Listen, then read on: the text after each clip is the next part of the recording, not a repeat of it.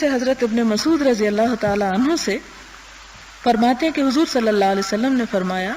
مجھے قرآن حکیم پڑھ کر سناؤ۔ میں نے عرض کیا یا رسول اللہ صلی اللہ علیہ وسلم میں آپ کو قرآن حکیم پڑھ کر سناؤں حالانکہ قرآن حکیم تو آپ پر نازل ہوا ہے۔ فرمایا میں یہ پسند کرتا ہوں کہ کسی دوسرے سے قرآن حکیم سنوں، یعنی کوئی اور پڑھے اور میں سنوں۔ تو میں نے آپ کو سورہ نساء پڑھ کر سنائی حتیٰ کہ جب میں اس آیت پر پہنچا فَكَيْفَ إِذَا جِئْنَا مِنْ كُلِّ أُمَّةٍ بِشَهِيدٍ وَجِئْنَا بِكَ عَلَى هَؤُلَاءِ شَهِيدًا،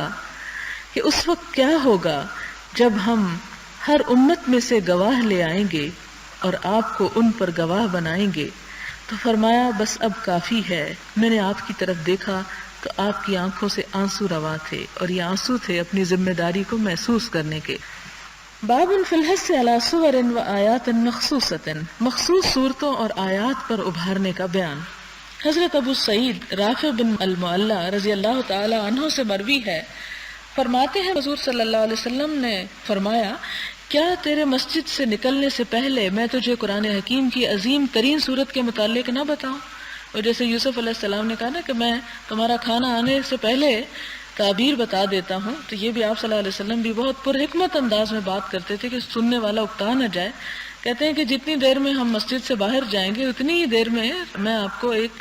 حدیث سناتا ہوں، یعنی ایک بات سناتا ہوں کہ قرآن پاک میں سب سے عظیم ترین صورت کیا ہے۔ پھر آپ نے میرا ہاتھ پکڑا اور جب ہم نے مسجد سے نکلنے کا ارادہ کیا تو میں نے عرض کیا آپ نے فرمایا تھا کہ آپ مجھے قرآن حکیم کی عظیم ترین صورت بتائیں گے۔ فرمایا الحمدللہ رب العالمین،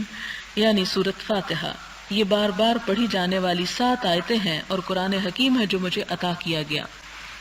اس میں ایک بڑی حکمت کی بات یہ نظر آتی ہے کہ آپ صلی اللہ علیہ وسلم کے سکھانے اور پڑھانے کا طریقہ صرف یہ نہ تھا کہ کلاس لیکچرز ہوتے تھے، وہ خطبے اپنی جگہ تھے، وہ تعلیم اور تدریس کا اہتمام اپنی جگہ تھا، لیکن اس کے ساتھ ساتھ آپ اٹھتے بیٹھتے چلتے پھرتے مختلف مواقع پر بھی صحابہ کرام کو مختلف چیزیں سکھایا کرتے تھے، اور خاص طور پر کچھ لوگوں کی طرف آپ کی توجہ جو تھی بطور خاص زیادہ تھی، اور انہی کی طرف جو آپ کے قریب رہتے تھے۔ اور اس میں حضرت معاذ بن جبل کے بارے میں ہم پڑھتے ہیں، حضرت انس کے بارے میں پڑھتے ہیں کہ آپ صلی اللہ علیہ وسلم نے ایک مرتبہ ان کو پکارا، انہوں نے کہا لبیک و سعدیک یا رسول اللہ، اور پھر انہیں کہا کہ میں تم سے محبت کرتا ہوں، اور پھر اس کے بعد انہیں کچھ باتیں سکھائیں۔ اسی طرح یہاں حضرت رافع سے بھی جو کہ ایک نوجوان صحابی تھے، ان کو بھی اسی طرح فرمایا کہ نکلنے سے پہلے ہو سکتا ہے کہ آپ کسی کام میں مشغول ہوں اور آپ چاہتے ہو کہ میں رافع کو ایک بات سکھاؤں، تو ان کو روکنے کے لیے کہا کہ نکلنے سے پہلے میں تمہیں ایک بات بتاؤں گا۔ اور پھر جب آپ نکلنے لگے تو اس وقت حضرت رافع نے آپ کو پھر یاد کرایا کہ آپ نے مجھے کچھ بتانے کے لیے کہا تھا، وہ بات کیا ہے۔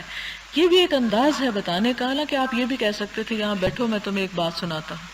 لیکن آپ نے یہ طریقہ اختیار نہیں کیا، کیونکہ حضرت رافع کے بارے میں آپ جانتے ہیں نا کہ پہلے وہ بچے تھے، جب وہ کسی جنگ میں جانے کے لیے تیار ہو کے آگے اور انہیں نہیں لے جایا گیا،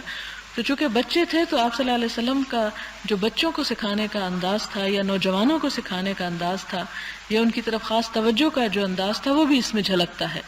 اور پھر آپ ان کو سورۃ الفاتحہ کی فضیلت بتاتے ہیں،